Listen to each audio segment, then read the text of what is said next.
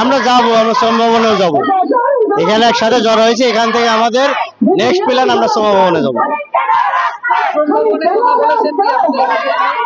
হ্যাঁ, শ্রম ভবনে জানে, আমাদের বিষয় নিয়ে জানে, সবাই জানে।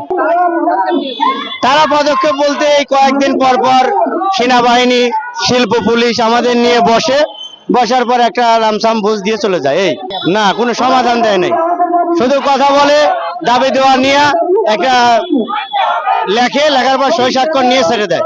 এভাবে অনেকটা মিটিং হয়েছে, 3 মাস যাবত এরকম চলতেছে। আমরা চাচ্ছি আমাদের ন্যায্য যে বাংলাদেশ শ্রম আইনের যে ক্ষতিপূরণ আছে, শ্রমিকের ফ্যাক্টরি যেহেতু বন্ধ করে দিছে, আমাদের এই ক্ষতিপূরণটা দিয়ে দিলে আমাদের কোনো আন্দোলন নেই, আমরা সরাসরি বাড়ায় চলে যাব। এটাই আমরা চাচ্ছি যে আমাদের এই দাবি দেওয়াটা, মানে শ্রম মন্ত্রণালয়ের যে উপদেষ্টা আছে উনি আমাদের দাবি দেওয়াটা শুনুক, শোনার পর আমাদের দাবি দেওয়াটা মানলে আমরা চলে যাবো।